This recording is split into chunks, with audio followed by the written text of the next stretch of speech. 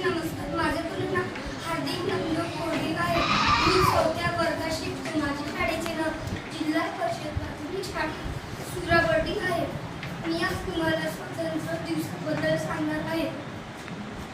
आज 15 ऑगस्ट म्हणजेच आपला भारत देशाचा स्वातंत्र्य दिन आहे.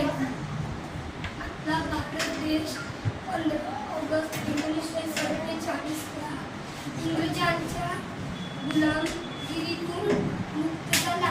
या दिवशी आपण शूर स्वातंत्र्य सैनिकांना वंदन करतो. मला माझ्या देशावर खूप अभिमान आहे. आपण सर्वांना दिवसाचे शुभेच्छा. जय हिंद, जय भारत. माझे पूर्ण नाव प्रज्ञा सुगंधा दुर्वे आहे.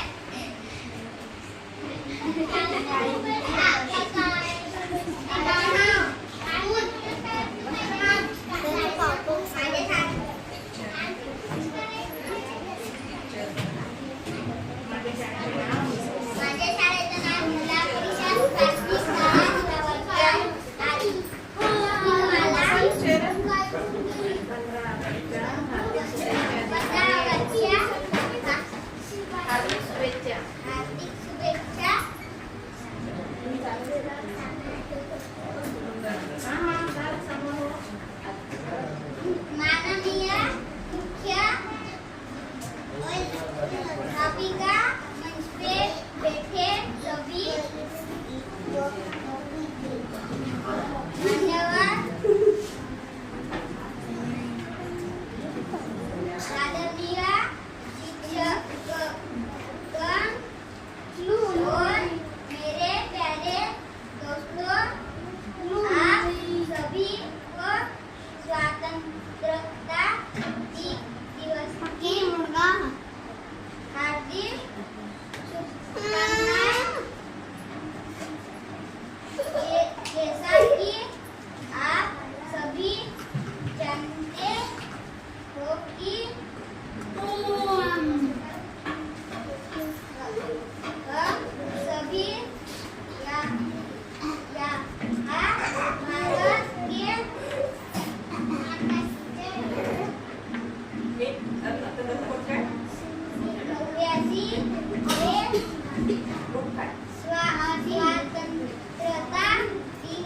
का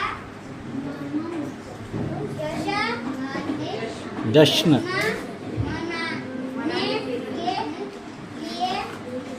एकत्र हुए वो 15 अगस्त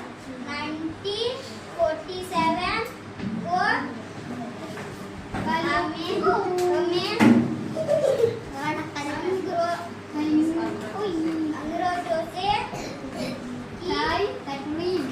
गुलामी से आजादी मिली थी.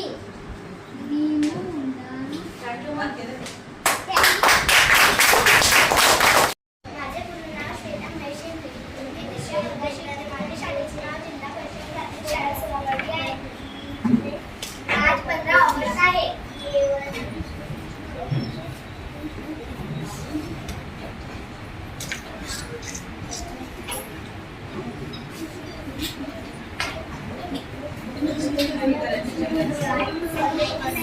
सर्वांना स्वातंत्र्य दिनाच्या हार्दिक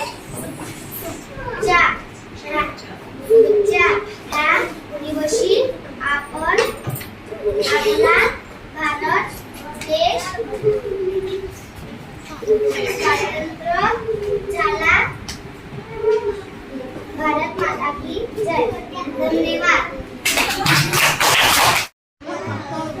सर्वांना माझा नमस्कार. मी 3ऱ्या वर्गात शिकते. माझ्या शाळेचे नाव जिल्हा परिषद प्राथमिक शाळा सुराबर्डी आहे. तुम्हाला सर्वांना स्वातंत्र्य दिनाच्या हार्दिक शुभेच्छा. आज मी तुम्हाला स्वातंत्र्य दिनाच्या भाषण सांगणार आहे.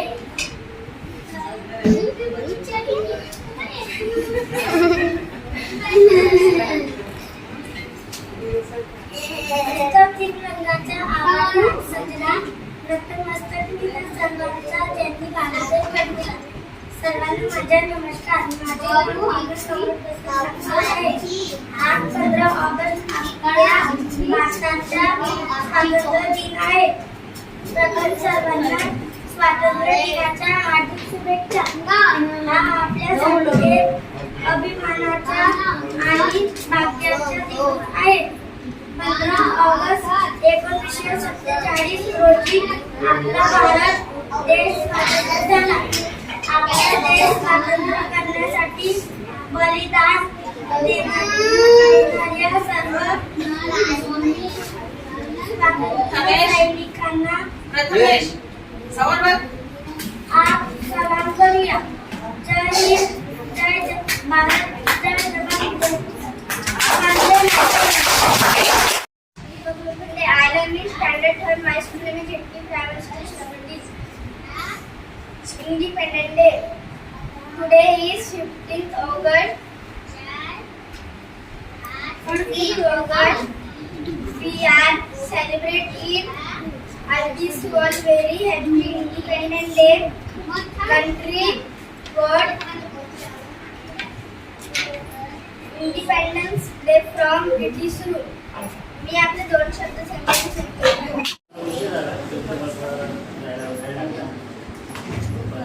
अपेक्षित असं पाहून कार्यक्रम छान झाला आणि ते उपस्थित असलेले सर्व पालक वर्ग जे आले आहेत आणि शिक्षक खरंच इथे मन लावून विद्यार्थ्यांना शिकवतात, त्यांना प्रेरित करतात. त्याबद्दल खरंच शिक्षकांना खूप आभारी आहे. माझी सुद्धा मुलं इथं शिक्षण देत आहेत. सुरुवातीला थोडीशी मला मनामध्ये शंका होती, पण तसे यांचे नवीन क्रिएटिव्हिटी पाहतो आणि प्रत्येक विद्यार्थ्यांकडे स्वतःहून लक्ष देऊन विद्यार्थ्यांना शिकवण्याची जी पद्धत आहे त्यांची खरोखरच उल्लेखनीय आहे, प्रशंसनीय आहे. त्याबद्दल खरंच मी शिक्षकांचा आभारी आहे. कारण कसं आहे की आईवडिलांनंतर जर समाजामध्ये विद्यार्थी किंवा विद्यार्थ्यांचं भविष्य किंवा त्यांचा जो स्वभाव आहे किंवा त्यांची जी वृत्ती आहे आणि त्यांचं भविष्य घडवण्यासाठी तर सर्वात मोठा जर आकाराचा हात जर दुसरा लागत असेल तर हा शिक्षक वर्गाचा लागतो. आणि खरंच मला सुद्धा लहानपणापासून मी उल्लेखनीय नाव घेऊन इच्छितो की तुतीकर सर म्हणून होते, राठोड सर म्हणून होते. त्याच्यामुळे माझी फार इंग्लिश छान झाली, स्पेल ट्रेनिंग वगैरे वाढलं. आणि आई वडिलांनंतर मला जर समजा जे काय आयुष्यामध्ये मला जे काही चांगलं धन जे मिळालं, जे ज्ञान मिळालं, ती संपत्ती मिळाली, जी कधी कोणाला वाटली तर कमी होणार नाही, उलट वाढत जाईल. ते जे ज्ञान संपत्ती आहे ती मला शिक्षकांकडून आणि शिक्षक चांगले असणं ही भाग्याची गोष्ट आहे. आणि इथे मी तेच बघतो शिक्षकांबद्दल मी फार आसक्त झालेला आहे आणि त्यांचा फार मी धन्यवाद करतो. बस एवढे. मुलांना हॅपी इंडिपेंडन्स डे. आज आपल्या भारताला काही वर्ष झालेली आहेत. आज आपला भारत देश स्वतंत्रपणे सगळ्या देशामध्ये मुक्त संचार करत आहे. आपल्या देशाचं आज सगळीकडे नाव झालेलं आहे. त्याबद्दल मला खूप अभिमान वाटतो की मी या देशात जन्मलेली आहे. कारण आज आपल्या देशामध्ये प्रत्येक गरीब घरातील मुले ही उच्च पदावर आज स्थिर झालेले आहे. जे कधी एक वेळचे जेवण करून नव्हते शकत, आज ते मुलं चांगल्या चांगल्या पदावर झालेले आहेत. ते सर्व आज मी सगळं कशामुळे घडलेलं आहे तर ते आज या शिक्षणामुळे घडलं आहे. या शिक्षक वर्गामुळे घडलं आहे, जे आपल्यावर अथक परिश्रम घेतात, आपल्याला मुलांसारखं वाढवतात, मुलांसारखं समजून सांगतात, आई वडिलांसारखी माया देतात. जे मुलं घरी कमी आणि शाळेत जास्त राहतात त्यांच्यावर शाळेतील संस्कार जास्त होतात असं मला वाटतं. ते सगळं या शिक्षक वर्गामुळे. कारण मुलं ही आपल्यापेक्षा शिक्षकांसोबत जास्त राहतात. त्यामुळे मला वाटतात की जसे आपले शिक्षक असेल तसेच मुलं समोर बनतात. जसे आज मुलं प्रत्येक खेळामध्ये, कार्यक्रमामध्ये, सर्व गोष्टीमध्ये समोर असतात. त्यांचं डेअरिंग वाढलेलं आहे. हे सगळं शिक्षकमुळे झालं आहे. आज आपला भारत देश, देशाची मुली ह्या कुठेच कमी पडलेल्या नाही आहे. कोणतीच अशी जागा नाही की ज्या जागी मुली आली नाही, ज्या पदावर मुली आली नाही, ज्या स्त्रिया आजपर्यंत चूल आणि मुलं सांभाळत होत्या, त्या आज प्रत्येक ठिकाणी जाऊन आपल्या भारत देशाचं नाव रोशन करत आहेत. हे सगळं शिक्षणामुळे झालेलं आहे. त्यामुळे मला असं वाटते की शिक्षण हे खूप महत्त्वाची गरज आहे, सर्वप्रथम गरज आहे. एवढं करून मी मला करू शकते. आज 15 ऑगस्ट 1947 रोजी आपण जिल्हा परिषद शाळा सुरागडी येथील आंबेगाव 15 ऑगस्ट स्वातंत्र्य दिनाच्या सगळ्यांना हार्दिक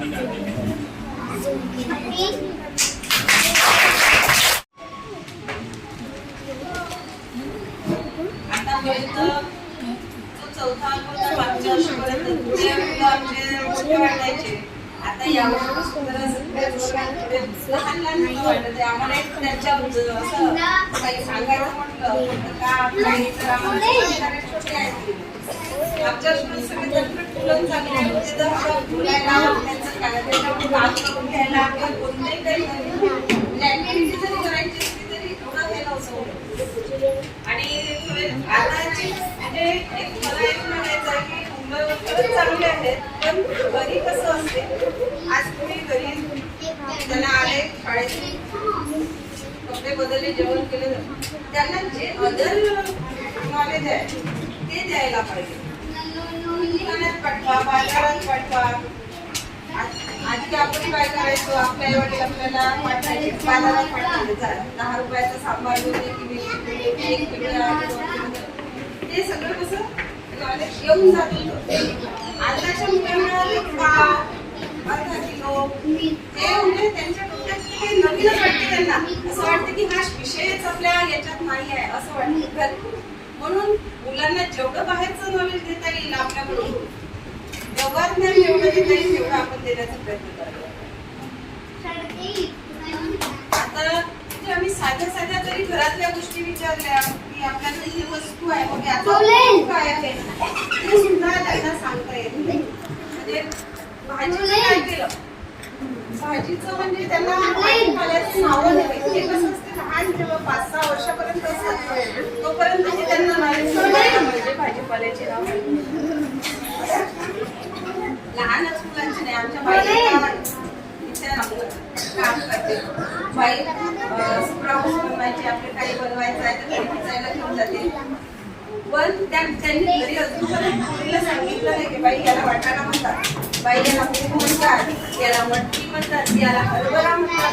अजिबात आता काय झालं 12th झालं, फर्स्ट इयर सेकंड इयर झाला.